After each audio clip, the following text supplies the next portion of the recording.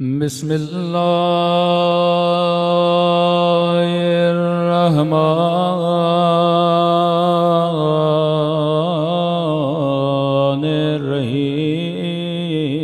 الرحیم الحمد للہ رب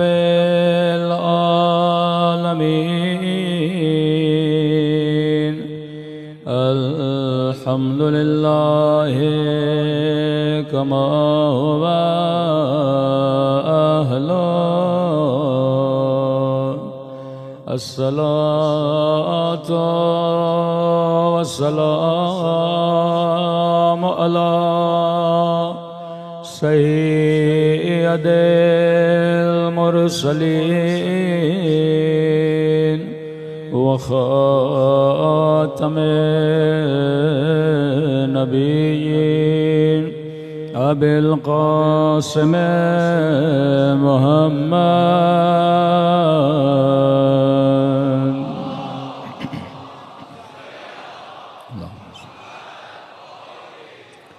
وعلى آله الطيبين الطاهرين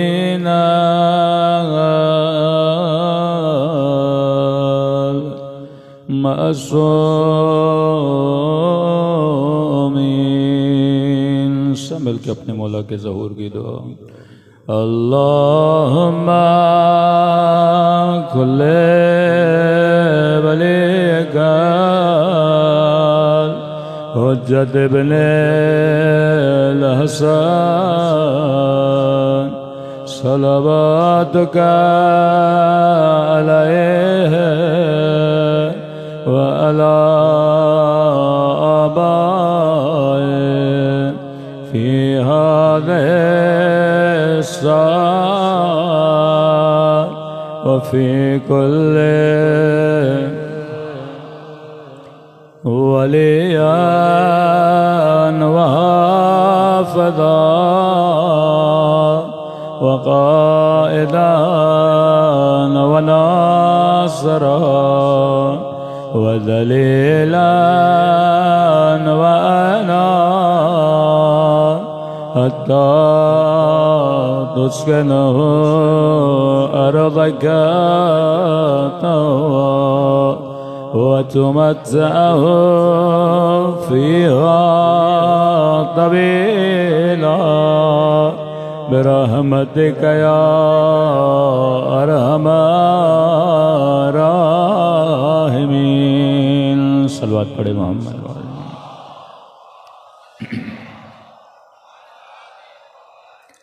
بسم اللہ الرحمن الرحیم رب اشرح لی صدری ویسر لی امری واحلل عقدۃ من لسانی یفقہوا قولی اما بعد فقد قال سبحانہ وتعالی اہدنا الصراط المستقیم صلوات پڑھے محمد وآل محمد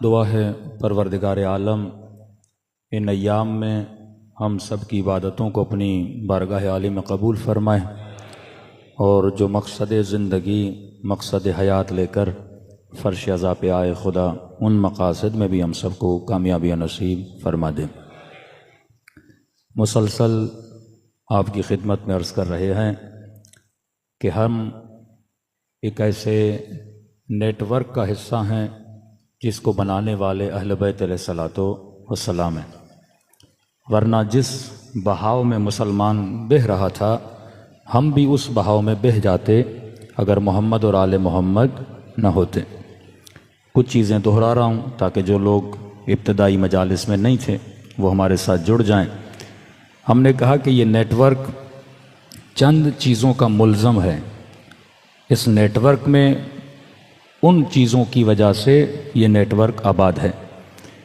پہلا کہ اس نیٹ ورک کو چلانے والے قرآن اور اہل بیت ہیں کہ انی تارکم فیکم الثقلین کتاب اللہ و عطرتی اہل بیتی کہ میں دو چیزیں آپ کے درمیان چھوڑ کے جا رہا ہوں ایک اللہ کی کتاب دوسرا اہل بیت رسول دوسرا یہ قرآن اور اہل بیت کہاں سے ان کو خوراک ملتی ہے فیڈ کہاں سے ہوتے ہیں تو فرمایا عقل اور حکمت ان کی جتنی بھی تعلیمات ہیں وہ عقل اور حکمت کے زیر نظر ہیں، جسے آپ وحی الہی بھی کہہ سکتے ہو، تعلیمات خداوندی بھی بول سکتے ہو وہاں سے۔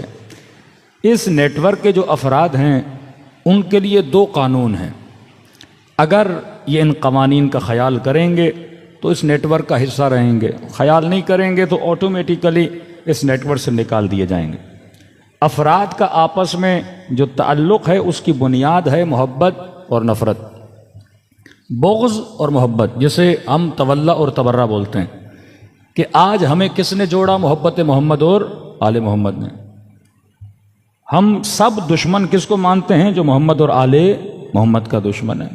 اور پوری تاریخ اٹھائیں، حجر ابن عدی محبت کی وجہ سے شہید ہوا، ایک مولا کا صحابی جس کا سر کاٹا گیا صرف اس بنیاد پہ اس نے وقت کے حاکم کو برا بھلا کہا، اسے نکال دیا گیا۔ ابو ذر غفاری ربضہ کی طرف تبعید کر دیے جاتے ہیں، کس چیز کی وجہ سے؟ اسی تبلا اور تبرہ کی وجہ سے، کہ جو صحیح تھا بولتے تھے صحیح ہے، جو غلط تھا بولتے تھے غلط ہے۔ آج 20 ملین سے زیادہ لوگ عراق میں جمع ہوتے ہیں، ہمیں کس کی محبت جمع کرتی ہے؟ اپنے ماں باپ کی محبت، اپنے رشتہ داروں کی محبت، اپنے دوستوں کی محبت۔ کوئی کربلا اس لیے تو نہیں جاتا کہ فلاں دوست جا رہا ہے میں بھی چلوں، میرا بھائی جا رہا ہے تو میں بھی چلوں۔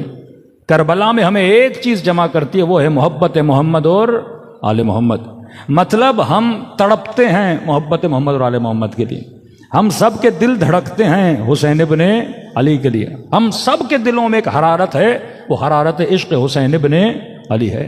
اور اگر ہمیں غصہ آتا ہے تو وہ دشمن علی پر آتا ہے، کہ ہم جانیں قربان کر دیتے ہیں کہ امام حسین پہ آنچ نہ آ پائے، کہ جناب کربلا کے میدان میں وہ جناب سعید ہیں، جناب جون ہیں، جناب بریر ہیں، جناب یزید ابن سبیت ہیں، یہ سارے اپنی جانوں کو قربان کر رہے ہیں، کس کے لیے؟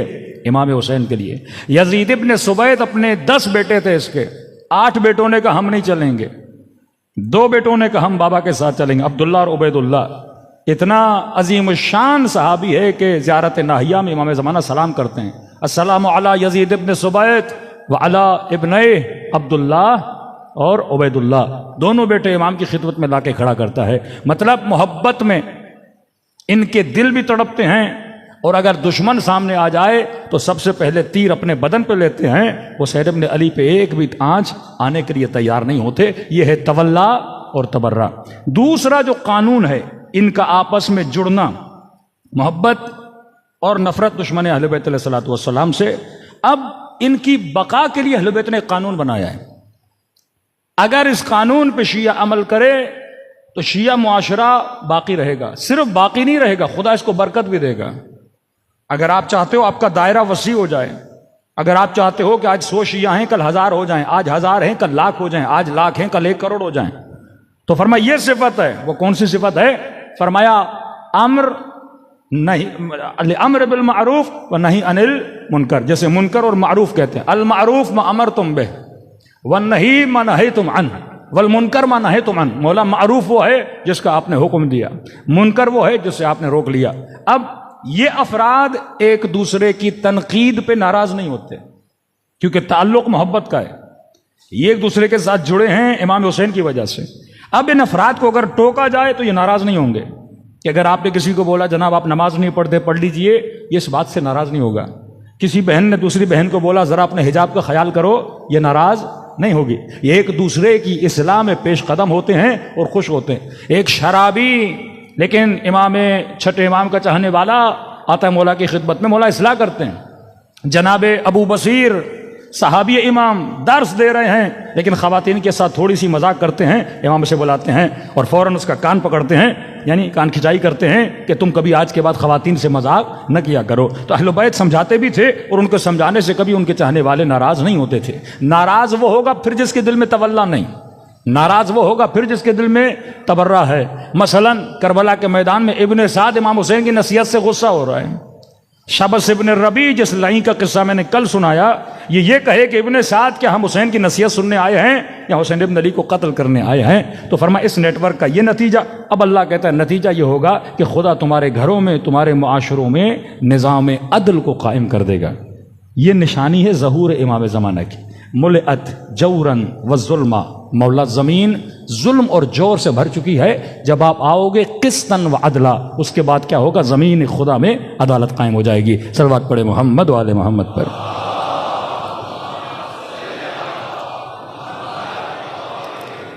تبھی ہمارے اندر بھی کئی ایسے لوگ سرایت کر گئے جو واقعاً تنقید کرتے ہیں تبلیغی مجالس پہ،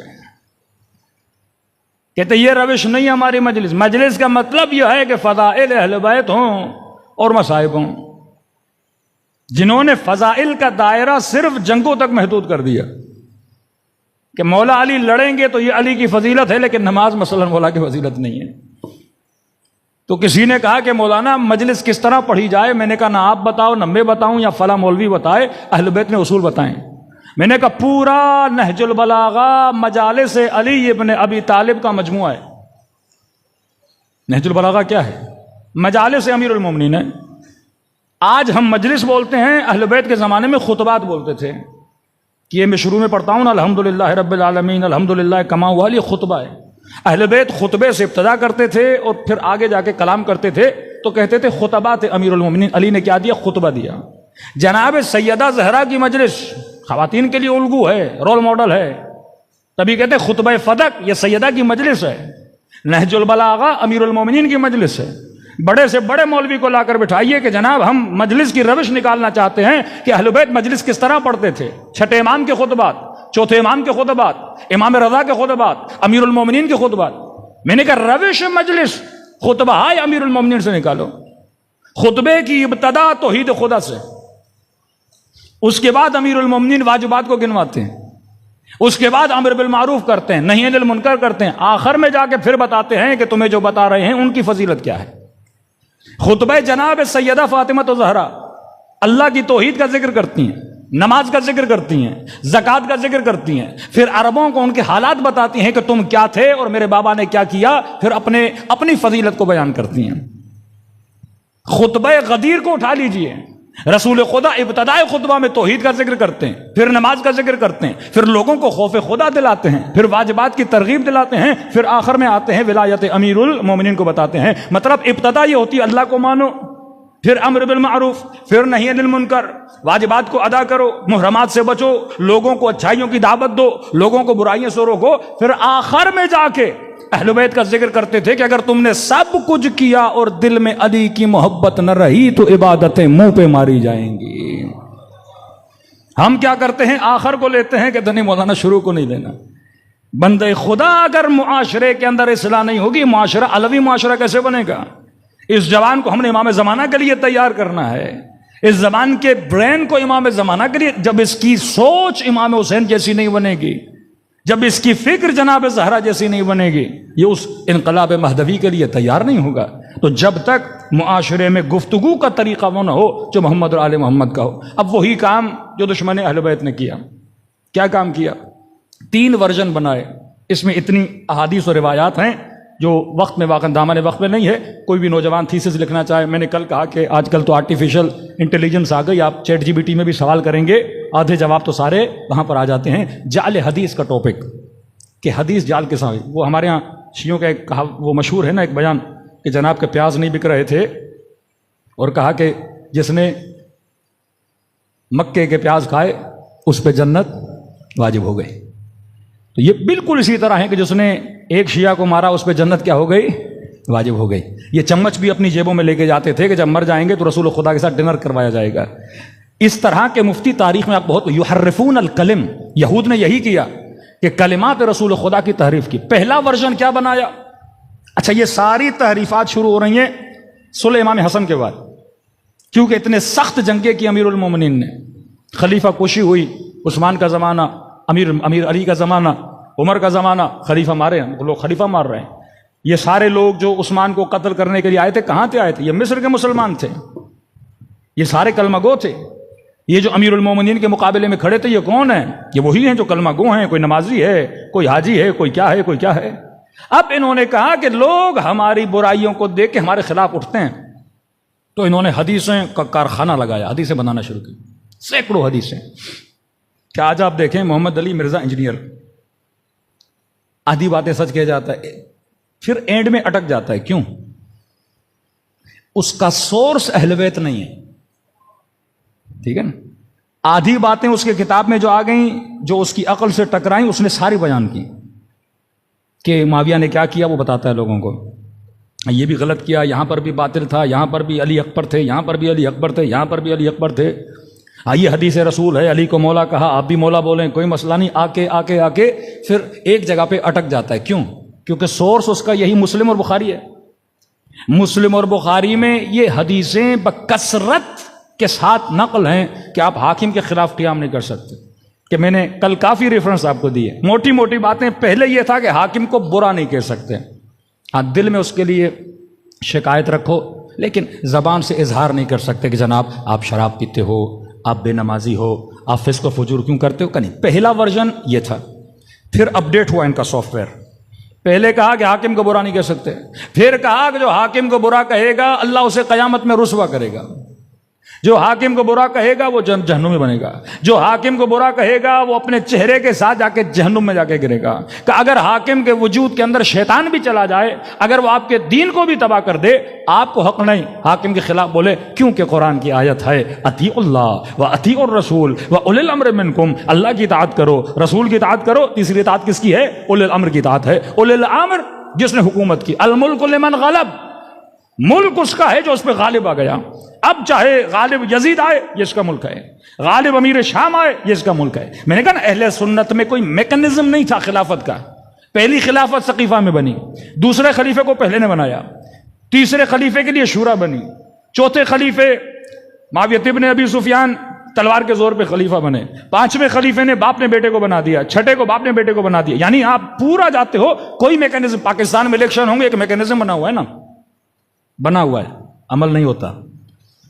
ہمارا ملک جو ہے تاریخ اسلام کا نمونہ ہے.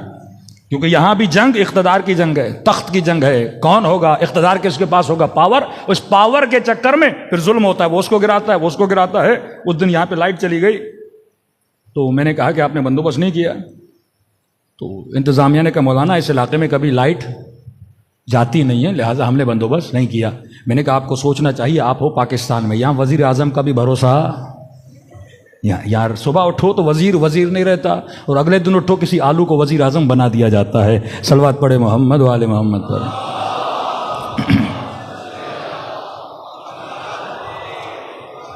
پنجاب میں ایک جگہ مجلس پڑھ رہا تھا اور یہ میں نے لفظ آلو استعمال کیا تو کہا کہ مولانا آپ نے آلو کیوں کہا. میں نے کبھی آپ نے سوچا اتنے لوگ تھے، ایک خاص بندے کو وزیر اعظم کیوں بنایا گیا. تو میں نے کہا سبزیوں میں جو آلو ہے وہ ہر سبزی میں فٹ ہو جاتا ہے.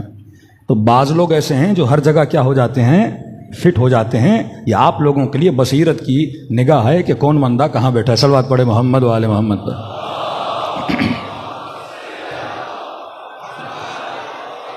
پہلا ورژن یہ کہ زبان سے مخالفت نہیں کر سکتے.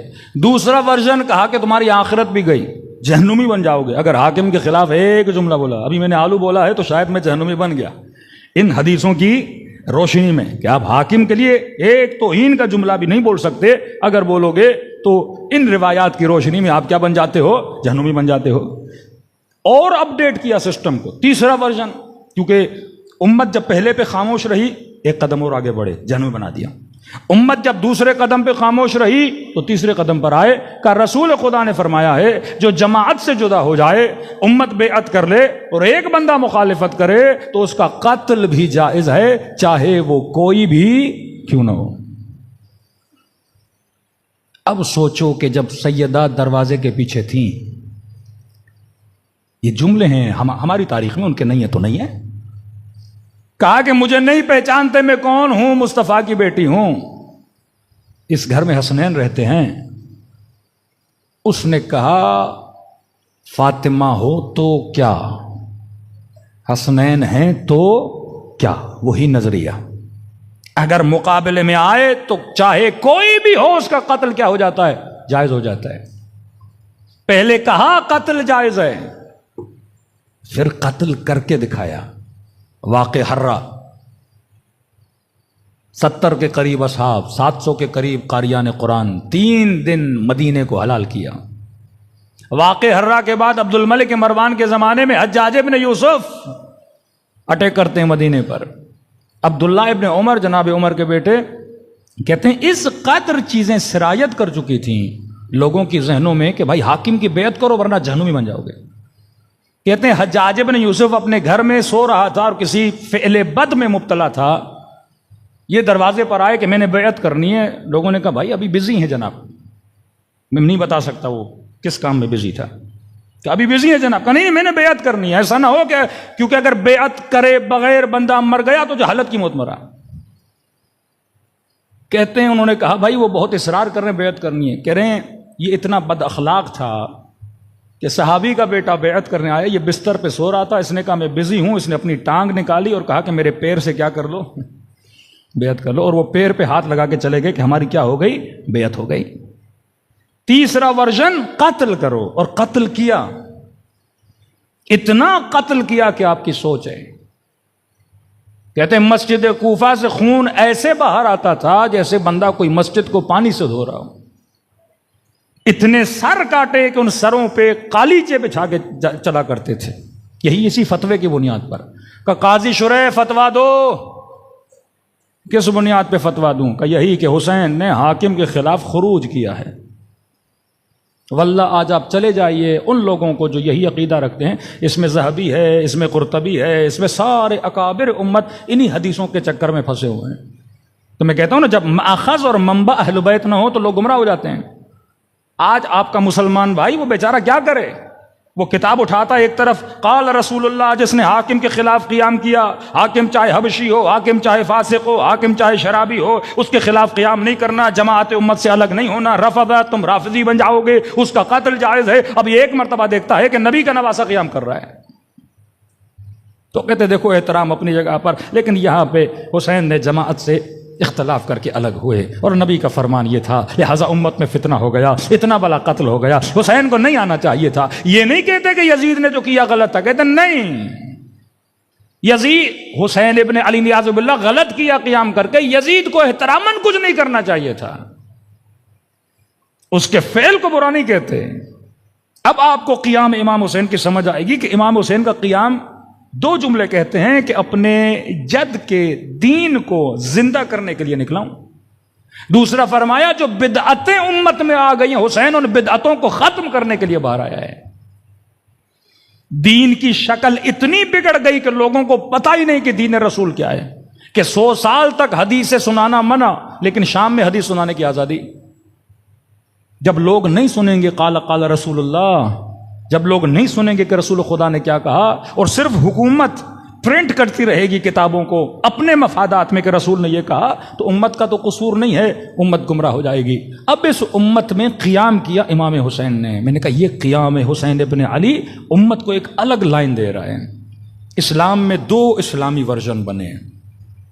ایک وہ ورژن جس پہ اہل بیت چلے, ایک وہ ورژن جس پہ پوری امت چلی.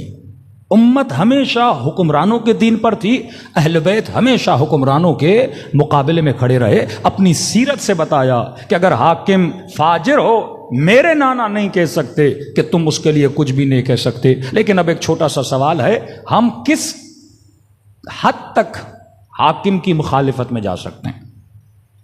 کوئی اہل بیت نے میکینزم بنایا کہ آپ کو پتہ چلا آپ کا حاکم شراب پیتا ہے تو اس کا مطلب یہ تو نہیں بندہ تلوار لے کے باہر نکلے. اصلاً حاکم کے خلاف نہ بولنا صحیح ہے یا حاکم کے خلاف بولنا صحیح ہے؟ بولوں تو کس حد تک بولوں, خاموش رہوں تو کس حد تک خاموش رہوں؟ اس کی مثال میں آپ کو اس طرح دوں گا, یہ بات آپ کا عقل بھی اس کی تائید کرے گا کیونکہ یہ مکتب عقل ہے. ایک مرتبہ آپ ایک بس میں بیٹھے ہیں, بس کے اندر ڈرائیور بھی ہے, مسافر بھی ہیں. مسافر شور مچائے تو بس کو زیادہ خطرہ ہے کوئی غلط حرکت کرے, یا ڈرائیور اگر غلط حرکت کرے تو مسافر کو خطرہ ہے؟ مسافر شور کرے گا اتنا خطرہ نہیں ہوگا, لیکن اگر ڈرائیور غلط کرے تو پوری بس کو کھائی میں گرا سکتا ہے. اب سوال یہ ہے اگر ڈرائیور صحیح گاڑی نہیں چلا رہا تو میں نے کیا کرنا ہے؟ کہ ڈرائیور کے سر پہ ڈنڈا مارنا ہے؟ یہاں ڈرائیور کو ماروں گا اور سیدھا بس کہاں چلی جائے گی؟ کھڈے میں چلی جائے گی. میں نے ڈرائیور کو سمجھانا ہے کہ آپ نے اس کام کو انجام نہیں دینا. اہل بیت نے پہلے حکمرانوں کو سمجھایا, نصیحت کی. امیر المومنین کے خطوط پڑھیے جو امیر شام کو لکھے ہیں, یہ نہج البلاغہ خط ہے یا امیر نصیحت سے بھرے ہوئے خط ہے امیر شام کو. پھر وہ علی کو جواب دیتا ہے, پھر مولا علی اسے جواب دیتے ہیں. امام رضا نے حاکم کو قتل نہیں کیا, سمجھایا. چھٹے امام نے حکما کو سمجھایا. امام حسین مقابلے میں تب آتے ہیں جب ایک شخصیت نمونے فسق بن جائے. امیر شام بھی تھا پر علل اعلان وہ کام نہیں کرتا تھا جو یزید نے کیا ہے. دوسری خلافتیں بھی گزری لیکن علل اعلان وہ کام نہیں ہوتے تھے, نصیحت کر دیتے تھے بھائی یہ نہ کرو. لیکن یزید مجسمہ فسق بن گیا, علل اعلان کہنے لگا کہ نہ کوئی وحی آئی نہ کوئی ملائک آئے, یہ وہ ڈھونگ تھا جو بنو ہاشم نے رچا. اور اسی کو امپلیمنٹ کرنے کے لیے بعض بچوں کو یہ سوچنا چاہیے کہ یزید کا مسئلہ تھا مولا حسین, تو چلو یزید اگر تم نے امام حسین کو شہید کر دیا خاتمہ ہو گیا نا, ختم کرو بات کو. لیکن یہ یزید نے کیوں کیا کہ سروں کو کاٹا, لاشوں پہ گھوڑے دوڑائے, بچیوں کو قیدی کیا, تماچے مروائے, شرابیوں کے بازار میں لایا, بازاروں کو سجایا. کیا اتنا مینٹل تھا کہ اسے نہیں پتا کہ اہل کوفہ میرے بارے میں کیا سوچیں گے, میں ایسا کام کیوں کر رہا ہوں جس سے میرے خلاف پروپیگنڈا ہو, کہ آنے والی نسلیں بولیں کہ یزید نے آل رسول کے ساتھ. اگر صرف قتل امام حسین تک یزید رہتا تو شاید اس کا بچا ہو جاتا. لیکن امام حسین کو شہید کرنے کے بعد یہ آرڈر دیا جائے کہ اب گھوڑے بھی دوڑاؤ, یہ آرڈر دیا جائے کہ کٹے ہوئے سروں کو بازاروں میں گھماؤ, یہ آرڈر دیا جائے کہ علی کی بیٹی کے ہاتھوں میں رسیاں باندھو, یہ آرڈر دیا جائے کہ بازاروں کو سجاؤ, ڈھول بجانے والے آئے. یہ سارے کام یزید کیوں کر رہا تھا؟ کیونکہ یزید کا مسئلہ امام حسین نہیں تھا, یزید کا مسئلہ تھا اللہ, یزید کا مسئلہ تھا رسول خدا. اب کیا لوگوں کے ذہنوں میں لانا چاہتا تھا؟ یہ جو کہتے ہیں نا لا وحی نزل, نہ کوئی وحی آئی نہ کوئی ملائک آئے, یہ وہ ڈھونگ تھا جو بنو ہاشم نے رچا. اس کے اندر غصہ تھا کیونکہ بنو امیہ کے سارے دین کو رسول نے ختم کر دیا تھا. بیسکس ان کا پلان یہ تھا کہ ہم مسلمانوں کے دین کو کیا کر دیں, اتنی تحریف طرف دین اسلام میں لائیں کہ کوئی مسلمان باقی. اب مسلمان کب مسلمان باقی نہیں رہے گا؟ جب کوفے والے شام والے کلمہ پڑھتے تھے اللہ کا اور گواہی دیتے تھے محمد کی نبوت کی, لا الہ الا اللہ, کوئی اللہ نہیں, محمد رسول اللہ, محمد اللہ کا رسول ہے. اب جب بازار میں کٹے ہوئے سر آئے نا, لوگ دیکھتے تھے یہ کس کا سر ہے؟ یہ جس محمد کا کلمہ پڑھتے ہیں اس کے بیٹے کا سر ہے. اب ذہن میں آٹومیٹکلی سوال آئے گا نا آپ کے کہ ارے اگر کوئی خدا ہوتا, اگر کوئی نبی ہوتا تو وہ خدا اپنے نبی کے نواسے کو بچاتا. اتنا بڑا ظلم ہوا کربلا میں, خدا کچھ نہ بولا. اگر وہ نبی تھا تو اپنے نواسے کو, یہ کیسا دین ہے کہ جو اپنے نواسے کو بچا نہیں پا رہا؟ یہ کیسا دین ہے اسی نبی کی نواسیوں کے ہاتھوں میں رسیاں لیکن بچا نہیں پا رہا اپنی نواسیوں کو؟ کہ لا وحی نزل, کوئی وحی نہیں, ڈھونگ تھا سارا. اگر خدا ہوتا تو بچاتا نا حسین کو. تبھی معجزہ امام حسین یہ ہے, یہ بعض بدبخت کہتے ہیں معجزہ نہیں ہوا. بندے خدا اس معجزے کا ہونا لازمی تھا تاکہ دین خدا ثابت ہو. کہ نو کے نیزہ پہ امام حسین کے سر نے کلام کرنا شروع کیا, ان اصحاب الکہف والرقیم, کہ ہے کوئی خدا, ہے شہید زندہ, ہے کوئی محمد. پھر یزید کے دربار میں جب لایا گیا تبھی وہ کہتا ہے یہ سیدہ زینب کو تانا مارنا کہ اللہ نے تم کو رسوا کیا. کسے بدنام کر رہا؟ زینب کو نہیں, اللہ پہ الزام دے رہا ہے اللہ نے کیا تمہارے ساتھ. کوئی اللہ ہے ہی نہیں کہتا ہے. تو پھر وہاں پر بھی سیدہ زینب کس کی تعریف کرتی ہیں؟ اللہ کی تعریف کرتی ہیں کہ ہمیں پتا ہے تو کسے خراب کرنا, توحید کو خراب کرنا چاہتا ہے, تو مسلمانوں کے ذہنوں میں خدا کو مٹانا چاہتا ہے. اس وقت فرماتی ہے ما رأیت الا جمیلا, زینب نے اللہ سے حسن کے علاوہ کچھ بھی نہیں دیکھا. یہ دین کو جڑوں سے اکھاڑنا چاہتا تھا یہ امام. تبھی کہتے بنا الہ الا اللہ است حسین, واللہ اگر حسین نہ ہوتے تو مسلمان ہوتا تو آج ترکی والا مسلمان ہوتا کہ جب روزہ بھی کرے تو شراب کے ساتھ روزہ افطاری کرے, نہ دین نہ ایمان کچھ بھی نہیں, صرف کلمہ رہے. مسجد میوزیم بن چکی ہیں, لوگ گھومنے جاتے ہیں. کسی مومن کو کہا ایسا کیوں ہے کہ مولانا کسی کا چہرہ قدرتی طور پہ لال ہوتا ہے, کسی کا نہیں ہوتا. تو اردو کی مثال ہے نا، وہ اپنے چہرے پہ چپیڑے مار کے اپنا چہرہ لال کرتا ہے کہ میں تجھ سے زیادہ لال ہوں. کہ یہ ایسے مسلمان ہیں انگریزوں کو بتاتے ہیں کہ تم تو ہو بے حیا لیکن ہم تم سے بھی 2 قدم زیادہ بے حیا ہیں. نہ رہن سے نہ سہن سے کبھی نہیں لگے گا کہ یہ مسلمان ہیں. آج وہ مسلمان آپ کو نظر آتا.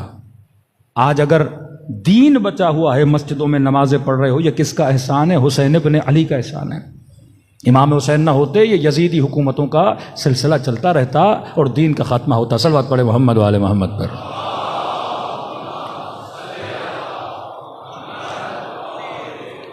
وَأَجِّلْ فَرْجَهُمْ. تیسرا ورژن یہ لایا، پہلے خلیفے کے خلاف بول نہیں سکتے، پھر یہ کہا کہ جو بولے گا جہنمی، پھر یہ کہا جو بولے گا اس کا قتل بھی کیا ہے؟ جائز ہے. جس کے نتیجے میں قاضی شرح نے فتویٰ دیا کہ امام حسین کا قتل جائز ہے. میں نے کہا نا، یزید نے بھی کسی مولوی سے فتویٰ لے کے کیا کیا تھا؟ قتل کیا تھا، تاکہ مجھے جواز اسلامی مل جائے کہ ہم قتل کرتے ہیں. اور امام حسین نے ان ساری احادیث کو جو رسول خدا کی طرف نسبت تھی کہ حاکم کے خلاف قیام نہیں کر سکتے، اپنے قیام سے ان کو کیا کر دیا؟ رد کر دیا کہ حسین و منی و انا من الحسین، یہ سید شباب اہل جنت ہے. کیسے ممکن ہے یہ اپنے نانا کی سیرت پہ نہ چلے؟ صلوات پڑھے محمد و آل محمد.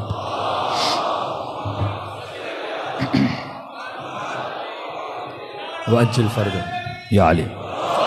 اب امام حسین کے بعد امام زین العابدین نے کس طریقے سے، میں نے کہا وہ جو نئے مسلمان تھے ان کو خریدا، خریدنے کے بعد ان کو مکتب اہل بیت کی تربیت دی، پھر ان کو پھیلا دیا پوری دنیا میں.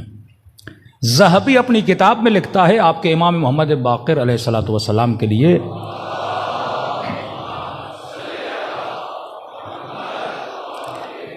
کہتے ہیں اپنے زمانے میں فقیہ ترین اگر کوئی بندہ تھا وہ محمد ابن علی تھے، اور اس زمانے میں اگر کوئی واقعاً لائق خلافت تھے وہ محمد ابن علی تھے.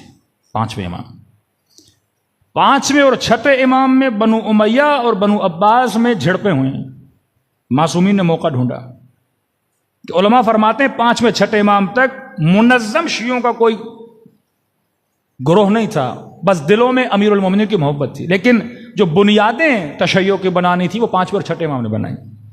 کہ وضو کیسے کرنا ہے معصوم نے بتایا، سیرتنا سیرت النبی انا اسیر بسیرت جدی، کہ دیکھو اگر دیکھنا ہے کہ میرے نانا وضو کیسے کرتے تھے، وضو کر کے دکھاتے تھے.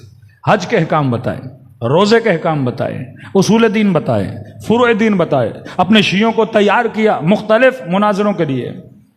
اتنا بڑا نیٹ ورک آپ کے پاس میں بنا دیا. یعنی مولا مدینے میں بھی رہتے تھے، کوفے بھی جاتے تھے. 3 جگہوں کو امام نے مرکز بنایا، مدینہ، اس کے بعد امام نے کوفہ، تیسرا جس کو امام نے مرکز بنایا وہ امام کی توجہ کس کی طرف تھی؟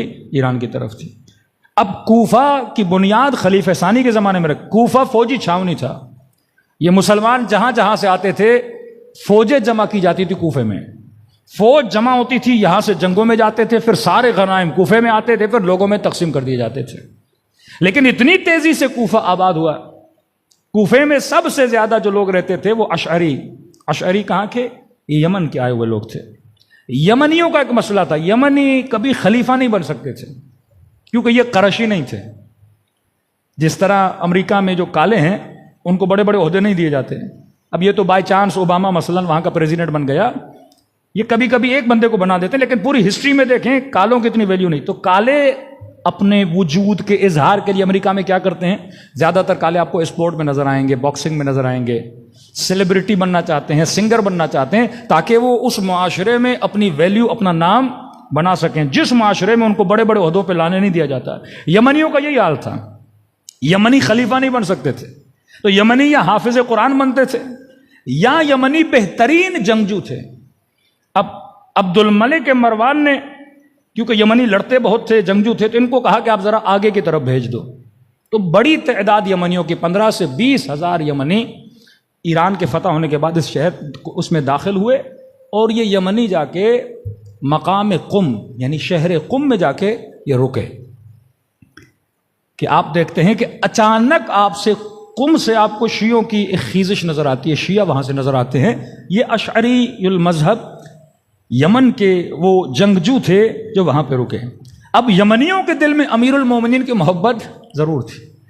اب امام محمد باقر کیا کرتے ہیں؟ کچھ وقت مدینے کو دیتے ہیں، کچھ وقت جاتے ہیں امام باقر کوفے کو دیتے ہیں. اور اس طریقے سے اہل بیت نے کام کیا کہ آج تک آپ تاریخ پڑھتے ہیں آپ کنفیوز ہوتے ہیں کہ جناب مختار امام زین العابدین سے اجازت لی تھی کہ نہیں لی تھی. آج تک شیعہ کنفیوز ہیں جناب زید نے امام جعفر صادق سے اجازت لی تھی یا نہیں لی تھی. یعنی اس قدر اہل بیت چھپ کے کام کرتے تھے کہ دشمن بھی نہیں بول سکتا تھا کہ مثلا مختار نے کس سے اجازت لی ہے. نام تھا محمد ابن حنفیہ کا، لیکن ہڈنلی اجازت کس نے دی تھی؟ امام زین العابدین نے. جناب زید اس طرح عمل کرتے تھے کہ لوگ سمجھتے تھے یہ چھٹے امام سے الگ ہے، لیکن بعد میں جب امام فرماتے ہم اس کے عمل سے راضی ہیں تو پتہ لگتا ہے جناب زید کو بھی کس نے اجازت دی تھی؟ امام جعفر صادق علیہ الصلوۃ والسلام نے. صلوات پڑھے محمد وآل محمد.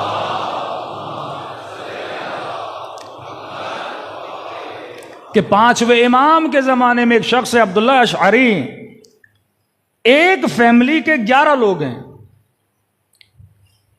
یہ قم میں رہا اور اس نے کسی کو نہیں بتایا میرا مکتب کیا ہے، میرا مذہب کیا ہے. اچانک سے اس کا بیٹا موسیٰ اشعری وہ اعلان کرتا ہے مکتب اہل بیت کے اظہار میں، کہ اہل قم کو بتاتا ہے کہ میں کس کے مکتب کا ماننے والا ہوں، میں شیعۃ علی بن ابی طالب ہوں. کہتے ہیں اس کے اظہار کے نتیجے میں تقریباً 20,000 لوگ اس کو کہتے ہیں کہ ہم بھی اس مکتب کے اندر آنا چاہتے ہیں. اب یہ وہ بندہ ہے جس پہ حکومت کی توجہ نہیں، اور حکومت اتنی پریشان ہے کہ یہ کب ملا محمد ابن علی سے، امام باقر سے، یہ کب ملا، کب شیعہ بنا، اور اس کی فکر کب اہل بیت والی بنی، اور اچانک اس نے اعلان کر دیا. یہ بھی امام خط بھیجتے تھے کہ اب یہ وقت تقیے کا وقت ہے، یہ وقت تمہارے مکتب کے اظہار کا وقت ہے. کہ پورے قم کے افراد، قم اور کاشان، پھر امام کو خط جاتا ہے اہل کاشان کا کہ مولا آپ اپنی طرف سے کوئی نمائندہ بھیجیں. پھر امام بیٹا ہے ان کا علی ابن محمد، ان کو کاشان کی طرف بھیجتا ہے، جو کاشان کی مسجد میں 3 سے 4 سال تک درس دیتے ہیں، مکتب تشیع کا تفسیر دیتے ہیں، فقہ سکھاتے ہیں، شیعت کی بنیادوں کو وہاں پہ مضبوط کرتے ہیں. اور بعد میں اٹیک ہوتا ہے جب پتہ چلتا ہے کہ اس قدر شیعہ بڑھ گئے، ان کو شہید کیا جاتا ہے. آج بھی وہ مومنین جو ایران جاتے ہیں، میں کہوں گا آپ اس امامزادے کی ضرور زیارت پہ جائیں، جن کی زیارت کا ثواب امام حسین کی زیارت کے برابر ہے، علی ابن محمد. یہ کاشان میں ایک جگہ ہے جہاں پہ مدفون ہے. آغائے مرعشی نجفی کے زمانے میں یہ جو جہاں پہ ان شہداء کی قبور، یہ بالکل امام حسین کی طرح ان کو شہید کیا گیا.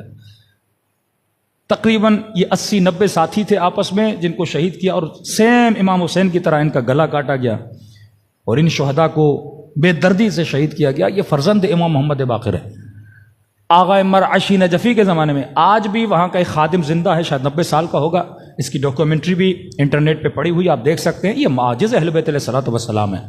آغائے مرعشی نجفی کو وہاں پہ بلایا گیا. کیوں بلایا گیا؟ کیونکہ امام بارگاہ یا اس شہید کے مقبرے کی زمین پہ اختلاف ہو گیا. کیونکہ ہوتا یہ تھا کہ اس زمانے میں لوگ، اگر ایک بندہ ہے اولاد نہیں ہے، وہ اپنی ملکیت وقف کر دیتا تھا فلاں امام زادے کے نام پہ. جتنے امام رضا کے موقوفات ہیں کسی امام کے نہیں ہیں. یعنی مشہد کی شاید 30% زمینیں کس کی؟ امام رضا کی ہیں. لوگوں نے زمینیں، لوگوں نے باغات. جناب فاطمہ معصومہ کی جہاں قبر ہے، یہ بھی ایک مومن کا باغ تھا. اس نے اپنی زندگی میں باغ کس کو دے دیا؟ جناب معصومہ قم کو دے دیا، اور بی بی وہاں پہ کیا ہوئی؟ دفن ہوئی. تو زمین کا اختلاف ہوا، ان کو کاغذات نہیں مل رہے تھے. تو انہوں نے ڈھونڈنا شروع کیا. کسی نے کہا کہ پرانی الماڑی میں کاغذ رکھے تھے، دیواریں بن چکی ہیں، شاید دیواروں کے پیچھے الماڑیاں چھپی ہوئی ہوں. تو انہوں نے کچھ کھدائی شروع کی. جب کھدائی شروع کی تو باقاعدہ جیسے کسی دروازے پر دیوار بنائی گئی ہو، وہ دیوار گری اور اندر ایک سرنگ تھی. اب کسی کو جرت نہیں ہو رہی تھی. ایک بندہ اندر گیا اور اس نے دیکھا وہاں پہ کوئی 27 کے قریب 28 کے قریب تابوت پڑے ہوئے ہیں. تو یہ خوف کے مارے باہر آیا اور انہوں نے کہا کہ قبلہ ہمیں جرت نہیں، آیت اللہ مرعشی نجفی کو بلایا جائے. آغائے مرعشی نجفی کے زمانے میں وہ کاشان گئے. تو خود بہت بوڑھے تھے، اگر وہاں جانا چاہتے تو تھے، لیکن انہوں نے کہا کہیں زخمی نہ ہو جاؤں، لہٰذا میں اوپر ہوں. انہوں نے اپنے نمائندے کو نیچے بھیجا کہ اندر جو کاغذات ہیں وہ بھی لے کر آ اور بتاؤ اندر کیا ہے، کیونکہ کسی کو نہیں پتا تھا اس دروازے کے اندر کیا ہے. یعنی جہاں ان کی زری ہے، یہ نیچے ایک سرداب ٹائپ جگہ ہے جہاں کا دروازہ ٹوٹا تھا. تو آج بھی وہ خادم حرم زندہ ہے جو نیچے گیا تھا. اس کی ڈاکومنٹری پڑی ہوئی ہے. یہ کہتے ہیں جب ہم اندر گئے اور سرداب کے نیچے کئی تابوت پڑے ہوئے تھے. سارے جو تابوت تھے ان پہ کیلیں لگی ہوئی تھی، بند تھے، لیکن 3 سے 4 تابوت کھلے ہوئے تھے. تو کہتے ہیں جب ہم نے تابوت کا تختہ اوپر سے ہٹایا تو ہمیں صحیح سالم جسم اس تابوت کے اندر نظر آئے. کسی کے سر پہ چوٹ تھی، کسی کے بدن پہ زخم تھے، بالکل صحیح سالم. یہ خادم کہتا ہے جب ہم نے ان کو دیکھا کہ صحیح سالم بدن تابوت کے اندر پڑے ہوئے ہیں تو کہہ رہے ہم آپس میں اتنی آہستہ بات کر رہے تھے کہ ہمیں یہ محسوس ہو رہا تھا یہ لوگ سو رہے ہیں، کہیں ہم تیز بات کریں گے کہیں یہ جاگ نہ جائیں. پھر یہ باہر آئے، ان کو وہ کاغذات میں ملے، پھر ایک تختی تھی جس پہ سارے شہداء کے نام لکھے تھے، پھر ان کی شہادت کیسے واقع ہوئی، کس زمانے میں شہادت واقع ہوئی، کس نے ان کو شہید کیا، یہ تاریخ وہاں سے ملی. یہ باہر لے کر آئے، پھر اس کو چھپوا کے آغا مرشی نجفی کے زمانے میں وہاں لگایا گیا اور یہ معجزات طور پہ پھر لوگوں نے وہاں پہ آنا شروع کیا. کتنے امام زادے، یعنی ایک قم میں اعلان ہوا شیعت کا. قم کے جنوب میں آپ جائیں کاشان، قم کے شمال میں جائیں شہر رے، یعنی قم سے شیعت نکلی کاشان تک گئی. شہر رے میں امام زادے حمزہ جن کو شہید کیا، اس کے بعد عبدالعزیز حسنی کو معصوم نے بھیجا، پھر وہ وہاں پہ شہید ہوئے. یہ لوگ آتے گئے جن کی زیارتوں کا ثواب، معصومین نے کہا کس کی زیارت کے ثواب کے برابر ہے؟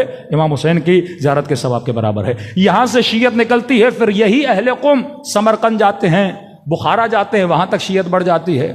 بخارا سے یہ آگے بڑھتے ہیں، بغداد جاتے ہیں، بغداد میں شیعت کو پھیلاتے ہیں. پھر یہی اہل قم اصالتاً یمن کے تھے، آئے کوفے سے تھے، شیعت بڑھائی قم میں.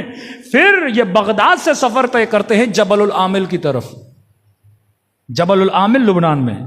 پھر جبل العامل سے علماء صفویہ کے دور میں ایران آتے ہیں، جس میں آپ آیت اللہ بہاؤالدینی کا نام سنتے ہیں یا آغا آملی کا نام سنتے ہیں. یہ آمل کے علماء تھے، جبل العامل سے آئے. اس طرح سے اہل بیت علیہ الصلوۃ والسلام کے نیٹ ورک کو اہل بیت نے پھیلایا.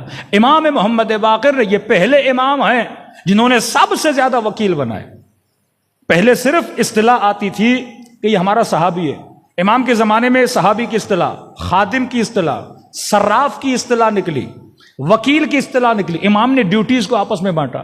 اتنا بڑا نیٹ ورک معصومین نے بنایا کہ امام نے اپنے بندے رکھے کہ یہ سارا خمس جمع کرتے تھے، پھر شیعوں میں تقسیم کرتے تھے. یعنی اس زمانے میں جو اسلامک بینکنگ کا کوئی کانسیپٹ نہیں تھا، لیکن معصوم نے یہ کانسیپٹ دیا کہ اس جناب نے 1000 دیا، اس نے 10,000 دیے، اس نے 5,000 دیے. پھر امام نے ایک صحابی کو اس کی ذمہ داری دی کہ تم سب کا مال جمع کرو گے. اس نے مارکیٹ میں اپنا بہت بڑا کپڑے کا دکان لگایا، پھر اسی کی آمدنی سے وہ شیعیان اہل بیت میں کیا کرتا تھا؟ تقسیم کرتا تھا. کہ 7ویں امام کے زمانے میں اتنے وکیل بڑھ گئے کہ وکیلوں کی تعداد بڑھ گئی. کوئی وکیل اہواز کی طرف بھیجا گیا، کوئی وکیل نیشاپور کی طرف بھیجا گیا، کوئی وکیل قم کی طرف بھیجا گیا. یہ وکلا تمام تر شیعوں سے کلیکشن کرتے تھے اور اہل بیت علیہ الصلوۃ والسلام کی طرف لاتے تھے. اب یہ نہیں کہ حکمرانوں کی نگاہ نہیں تھی، لیکن اتنے مضبوطی سے کام کرتے تھے، پھر سر چھپ کے کام کرتے تھے کہ مطلب لوگوں کا پیسہ بھی جمع کرنا، ڈائری میں ان کے نام بھی لکھنا، اور دشمن کو بھنک بھی نہیں پڑتی تھی پیسہ کہاں سے آ رہا ہے اور اہل بیت کا نیٹ ورک کیسے چل رہا ہے. صلوات پڑھے محمد و آل محمد پر.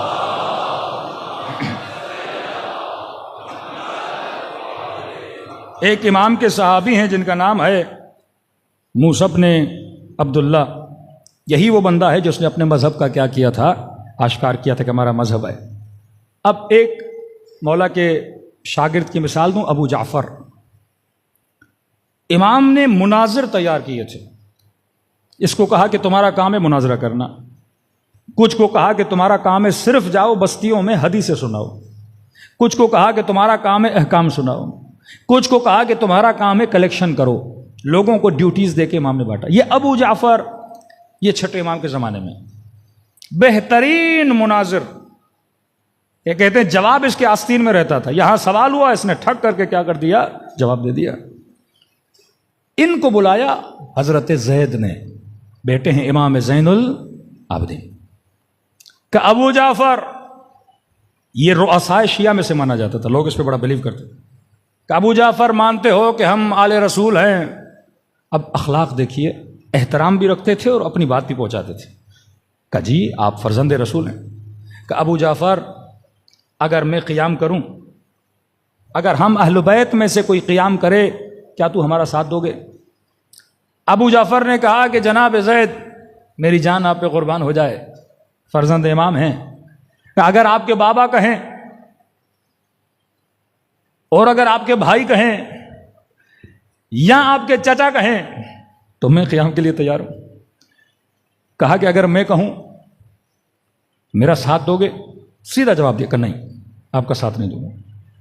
کہا کیوں نہیں دو گے ساتھ؟ کیا میں فرزند زین العابدین نہیں ہوں؟ کہا دیکھیے اللہ نے ایک جان دی ہے اور ایک امام دیا ہے، تو اس جان کو اسی امام پہ ہی قربان کروں گا اگر وہ میرے مولا کیا دیں گے، حکم دیں گے۔ کہ ابو جعفر تم کیا سمجھتے ہو کہ مجھے نہیں پتا کہ امامت کیا ہے؟ کہ میرے بابا نے زین العابدین نے مجھے ہاتھوں سے کھانا کھلایا ہے، کہ جب کھانا گرم ہوتا تھا پھونک پھونک کے دیتے تھے کہ میری زبان جل نہ جائے۔ کیا تم نہیں سمجھتے کہ میرے بابا نے مجھے علم نہیں دیا کہ امام کون ہوتا ہے؟ اب دیکھو، ایک طرف امام کا بیٹا، ایک طرف شاگرد امام جعفر صادق جو بحث کر رہا ہے کس کے ساتھ؟ امام کے بیٹے کے ساتھ۔ جواب سنیے ان کا کہ آپ مجھے میرے بابا نے نہیں بتایا ہوگا کہ امام کون ہے، مجھے امامت کا درس دے رہے ہو کہ اگر امام کہے گا تو جان دوں گا، میرے لیے جان قربان نہیں کرو گے۔ ابو جعفر نے کہا دیکھیے، کیونکہ آپ کے بابا کو آپ کی آخرت کی بڑی فکر تھی، تو شاید ان کے ذہن میں ہو وہ کچھ بتائیں اور آپ نہ مانیں، لہٰذا شاید انہوں نے آپ کو نہیں بتایا، لیکن مجھے تو پتا ہے کہ امام کون ہے۔ کہ تم یہ کیسے بول سکتے ہو؟ کہ میں حسن ظن رکھ کے بتا رہا ہوں، کہ آپ تو قرآن کو مانتے ہیں، حضرت یعقوب نے اس میں آپ کی برائی میں نہیں کر رہا، پھر ادب کر رہے ہیں، اخلاقاً بتا رہے ہیں کہ میری جان آپ پہ قربان، میں آپ کو ناراض نہیں کرنا چاہ رہا، لیکن قرآن میں حضرت یوسف کو یعقوب نے منع کیا نا کہ بیٹے اپنا خواب اپنے بھائیوں کو نہ بتانا، کہا خواب نہ بتایا، بھائیوں نے کنویں میں پھینک دیا، اور اگر خواب بتاتے تو اللہ جانے بھائی کیا کرتے۔ کہا ہو سکتا ہے آپ کو نہ بتایا ہو کہ آپ کا بھائی امام ہے، کہ کہیں دل میں حسد نہ پیدا ہو، یہ چیزیں نہ پیدا ہوں۔ آغائے خوئی لکھتے ہیں، کہتے ہیں اس واقعے کو پڑھ کے ایک ظریف نقطے کا پتہ چلتا ہے، ایسا نہیں کہ زید کو پتہ نہیں تھا امام کون ہے، لیکن یہ اتنے مصمم تھے کہ ان کے کلام میں بھی یہ ظاہر نہیں کرتے کہ کون کس کا ماننے والا ہے۔ کہ امام کا دوسرا صحابی جس کو امام نے یہ ساری ذمہ داری دی کہ وہ خمس کو جمع کرے، مال کو جمع کرے، اس کا نام تھا معلّہ، چھٹے امام کے زمانے میں۔ مولا جب حج کے لیے روانہ ہوئے، ایک بدبخت تھا داؤد، اس کو پتا چلا کہ جعفر ابن محمد حج پہ گئے۔ امام جعفر صادق سے بہت ڈرتے تھے یہ لوگ، اتنا رسوخ تھا امام جعفر صادق کا مدینے میں، مدینے پہ کنٹرول، عراق پہ کنٹرول تھا، ایران پر اہل بیت علیہ الصلوۃ والسلام کا کنٹرول ہو چکا تھا۔ کبھی آپ سوچیں کہ مامون امام رضا کو ولی عہد بناتا ہے اور ایران لاتا ہے، اس قدر انہوں نے شیعت کے نیٹ ورک کو پھیلا دیا تھا، سمرقند تک اہل بیت علیہ الصلوۃ والسلام نیٹ ورک، مال نہیں، دولت نہیں، لیکن خمس کے نظام کو وکلا آرگنائزیشن آف لا بنائی اہل بیت علیہ السلام نے۔ یہ مت سمجھیے کہ آج مجتہدین نے وکیل بنا کے کوئی نیا کارنامہ کیا، یہ اہل بیت کی روش ہے کہ مال کو جمع کیا جائے، پھر کس کو تقسیم۔ یہاں تک اہل بیت فرماتے تھے کہ سامرہ میں ہمارے فامرہ جب جاؤ تو فقراء اہل بیت علیہ الصلوۃ والسلام میں مال تقسیم کیا کرو، کیونکہ جب 11ویں امام کا زمانہ آیا، اتنا سخت زمانہ تھا کہ کسی کو امام سے ملنے نہیں دیتے تھے۔ تو یہ مولا کے شیعہ کیا کرتے تھے؟ فقیر بن کے محلے میں جاتے تھے، پہلے دن گئے آدھے محلے تک، کوئی رینگتا ہوا جاتا تھا، کوئی ایکٹنگ کرتا تھا میرا پاؤں ٹوٹا ہوا ہے، پھر جاتے تھے اہل بیت علیہ الصلوۃ والسلام کا دروازہ ہے۔ اب حکمران کیا سمجھتے تھے؟ فقیر ہے، پھر امام دروازہ کھولتے تھے، ساتھ میں کچھ پیسے بھی دیتے تھے اور ایک خط بھی دے دیتے تھے، اس طرح معصومین سے حدیث لیتے تھے پھر دوسرے شیعوں تک پہنچاتے تھے۔ اب ظاہر ہے گھر میں کھانا بنانا ہے، حکمران کھڑے رہتے تھے، ان کے سپاہی کھڑے رہتے تھے، جاسوس کھڑے رہتے تھے، لیکن گھر میں تیل کی ضرورت ہے تو دیگیں آتی تھی، 2 دیگوں میں تیل ہوتا تھا، 1 دیگ میں سوالات ہوتے تھے، واپسی پہ دیگیں خالی جاتی تھی، پھر وہ تینوں دیگوں میں اہل بیت علیہ السلام جوابات لکھتے تھے۔ کہ ایک شخص کہتا ہے جب امام کے گھر کی طرف لکڑیاں جا رہی تھیں تو کہتا ہے پل پہ یہ گدھا گاڑیاں جو بھی تھی لکڑی لے کر جا رہی تھی، یہ پھنس گئی۔ پھنسنے میں کیا ہوا کہ ایک موٹی لکڑی تھی وہ اس ریڑی سے نیچے گری، کہتے یہ جیسے نیچے گری تو یہ 2 ٹکڑوں میں بدلی، جب 2 ٹکڑے ہوئے اس کے بیچ میں بہت بڑا خط لکھا ہوا تھا جو رسم الخط امام حسن العسکری کے ساتھ لکھا ہوا تھا۔ اس طرح سے شیعہ یہاں کے خط وہاں لے جاتے تھے۔ اب یہ امام کا صحابی جس کو امام نے ہیڈ آف دا مال بنایا ہوا ہے، یعنی جتنا خمس آتا تھا یہ اس کو تقسیم کرتا تھا۔ آپ کے چھٹے امام حج پہ جاتے ہیں، معلّہ اس کا نام ہے، وقت کا حاکم، وہاں کا والی اس کو پکڑتا ہے، زندانی کرتا ہے، اور جب زندان میں ڈالتا ہے اس امام کے چاہنے والے کا سر قلم کر دیتا ہے۔ کہتے چھٹے امام جب مدینے میں پہنچتے ہیں، پوری رات مصلی پہ بیٹھ کر امام اس اپنے صحابی کے لیے گریہ فرماتے ہیں اور دعا کرتے ہیں کہ خدایا جس نے اسے قتل کیا اسے سزا دے، اور پھر اس لعین کا قصاص بھی کرواتے ہیں اور اسے امام واصل جہنم بھی کروا دیتے ہیں۔ لیکن ایک شخص آیا آپ کے امام جعفر صادق علیہ الصلوۃ والسلام کے پاس،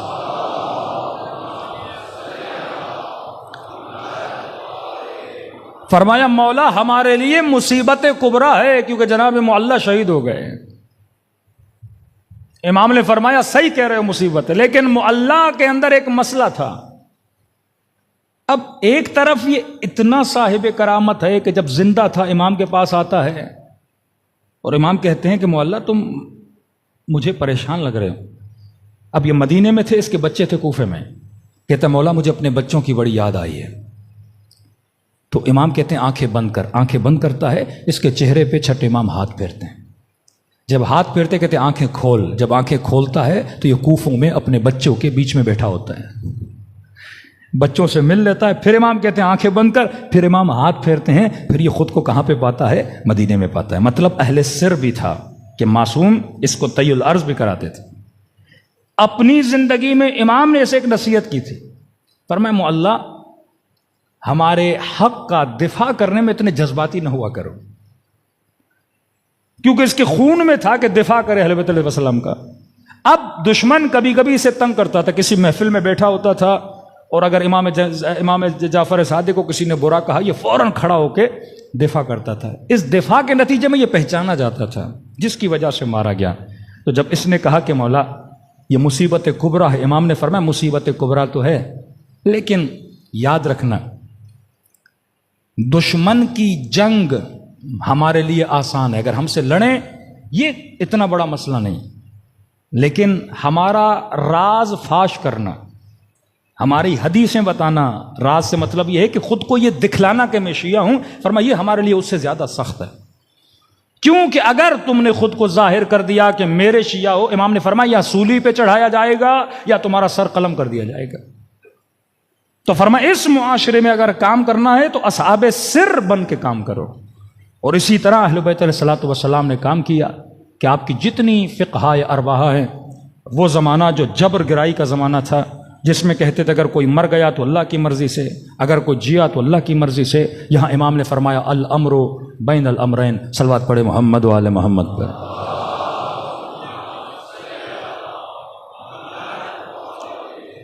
مثلا امام کے پاس دو لوگ آتے تھے، کس طرح معصوم تربیت کرتے تھے۔ کسی نے کہا کہ مولا اللہ طاقت رکھتا ہے کہ دنیا کو انڈے میں ڈال دے، تو امام کسی کو کہتے تھے ہاں۔ دوسرا آیا مولا اللہ طاقت رکھتا ہے کہ دنیا کو انڈے میں ڈالے، امام نے کہا یہ من امر محال ہے۔ اب دیکھیے ایک سادہ بندہ جس کی تربیت کرنی، ایک پڑھا لکھا بندہ۔ اب جو مجلس کراچی میں پڑھی جاتی ہے وہ پنجاب میں آپ نہیں پڑھ سکتے، ہر مجمع کا اپنا ایک کیٹیگری ہوتی ہے سمجھنے کی۔ اعتراض کیا کہ مولا اسے آپ نے کہا کہ اللہ دنیا کو انڈے میں ڈال سکتا ہے، دوسرے کو آپ نے بولا یہ امر محال ہے۔ امام نے کہا اس کا جتنا علم تھا میں نے اتنا ہی اسے جواب دیا۔ اس سے کہا کہ اللہ دنیا کو انڈے میں ڈال سکتا ہے، تو اس نے کہا مولا وہ کیسے؟ تو امام نے کہا دیکھو تمہاری آنکھ انڈے سے بھی چھوٹی ہے، اور تم اتنے مجمع کو دیکھ رہے ہو، دنیا کو دیکھ رہے ہو، درخت کو دیکھ رہے ہو، تو پوری دنیا آ گئی نا انڈے سے چھوٹی آنکھ میں۔ اور اس نے کہا مولا ماشاءاللہ واہ واہ، نعرہ مار کے نکل گیا کہ مولا آپ نے کیا بات کر دی، اس کی عقل اتنی۔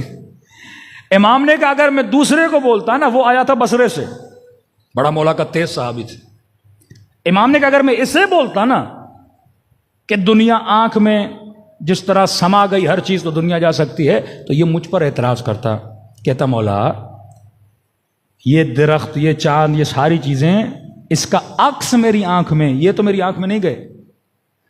ابھی کیمرے سے میری ویڈیو ریکارڈنگ ہو رہی ہے، اب یہ تو نہیں میں کیمرے میں گھس گیا ہوں، یوٹیوب پر مجالس پڑھی، یہ تو نہیں سارے مولانا یوٹیوب کے اندر ہیں، ایسا تو نہیں ہے۔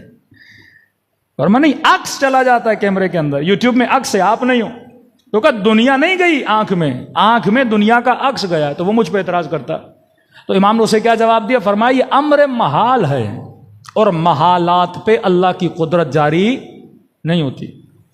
لیکن دوسرے مکاتب جو تھے، مکاتب اشعری، جن کا یہ نتیجہ ہے کہ خدا چاہے تو یزید کو جنت میں بھیجے گا، ان اللہ علی کل شیء قدیر، خدا ہر شے پہ قادر ہے۔ تو یہ وہ ذہنیت رکھنے والے جو کہتے تھے اللہ دنیا کو انڈے میں بھی ڈال سکتا ہے، تو جب دنیا انڈے میں جائے تو یزید بھی جنت میں جا سکتا ہے بھائی، وہ عقیدہ ان اللہ علی کل شیء قدیر، خدا ہر شے پہ کیا ہے؟ قادر ہے۔ تو کہا بھائی اونٹوں کی قطار کو کیا خدا سوئی سے؟ اب یہ زمانہ چھٹے امام کا جہاں پہ ایسے فکری سوالات ہو رہے، توحید خدا میں، قدرت خدا میں، قرآن حادث ہے، قرآن قدیم ہے، یہ مباحث علمی، ان کا جواب کون دے رہا ہے؟ چھٹے امام۔ یہ وہ زمانہ غلات کا زمانہ، یہ وہ زمانہ نصیریت عروج پر ہے، یہ وہ زمانہ صوفیہ عروج پر ہے کہ چھٹے امام پہ اعتراض کرتے آپ نے اچھا لباس پہنا، ہم آپ کے بابا علی کی طرح لباس پہن رہے ہیں۔ امام رضا پہ اعتراض کرتے آپ اچھے کھانے کھاتے ہیں، ہمیں دیکھیے ہم کھجوروں پہ گزارا کر رہے ہیں۔ اس معاشرے میں اہل بیت کیا کر رہے؟ اصلاح معاشرے کہ ذہبی کہتا ہے کہ 5ویں امام افقہ الرجال تھے عرب میں، ان سے بڑا کوئی فقیہ نہیں تھا۔ اگر خلافت کے لیے کوئی واقعاً ہو سکتا تھا وہ محمد باقر تھے۔ امام نے اسے جواب دیا یہ امر محال ہے، یہاں پہ یہ مکتب عقلانیت کا مکتب ہے، یہاں پہ اللہ کو لاکھ سجدے کرتے ہو کہ خدا نے اہل بیت علیہ الصلوۃ والسلام کے لیے ساتھ ہمیں جوڑا، ورنہ آج بھی ہم جبر کے قائل ہوتے ہیں کہ جو کچھ ہو رہا ہے اللہ کر رہا ہے، ہم نہیں کر سکتے۔ کا امام کیسے؟ امام نے فرمایا دیکھو یہ امر محال ہے اور محالات پہ خدا کی قدرت نہیں چلتی۔ کیا مطلب؟ مطلب ایک چیز کو اللہ نے محال بنایا، خدا خود اپنے قانون کو نہیں توڑتا۔ اللہ نے انڈے کو چھوٹا بنایا، اللہ نے دنیا کو بڑا بنایا، اللہ نے انڈے کو کمزور بنایا، اللہ نے دنیا کو مضبوط بنایا، تو کمزور میں مضبوط نہیں جا سکتا، یہ اللہ کے قانون کے خلاف ہے۔ کہاں اللہ کر سکتا ہے؟ ایک صورت میں، یا انڈے کو بڑا کرے یا دنیا کو چھوٹا کرے، لیکن اپنے بنائے ہوئے قانون کی مخالفت خدا کیسے کرے گا؟ یہ امر محال ہے۔ ایک چیز کو خدا نے ضعیف بنایا ہے، یہ اللہ کا قانون ہے یہ ضعیف ہو۔ اب اگر ضعیف کے اندر قوی جائے تو ضرورت اس بات کی ہے کہ خدا اپنے قانون کو بدلے، اس ضعیف کو قوی بنائے اور اس قوی کو کیا بنائے؟ ضعیف بنائے، تبھی ہو سکتا ہے۔ اس نے کہا مولا یہ بات میری سمجھ میں آ گئی۔ عقلانی دلیلیں دیتے تھے، اپنے شیعوں کو تیار کرتے تھے۔ بڑے بڑے مناظرے ہیں اصحاب امام کے، مسجد میں جاتے مناظرہ کر رہے ہیں، حاکم وقت کی دربار میں جا رہے ہیں مناظرہ کر رہے ہیں لوگوں کی فکری تربیت کی۔ اور اس معاشرے میں اتنے بزرگان تھے، لیکن اگر کسی کو باقر العلوم بولا گیا وہ آپ کے امام کو بولا گیا کہ علم کا چراغ ہے۔ بڑے بڑے لوگ آ کر فقہی مسائل آپ کے امام سے پوچھتے تھے۔ صلوات پڑھے محمد و آل محمد پر۔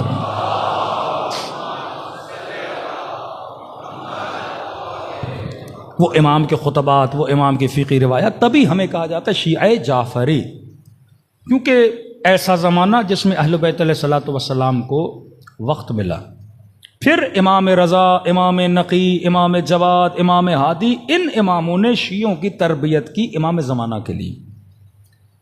یعنی چھٹے امام کے زمانے میں جب چھٹے امام ذکر کرتے تھے 12ویں امام کا تو ان کے احترام میں خود کھڑے ہو جاتے تھے۔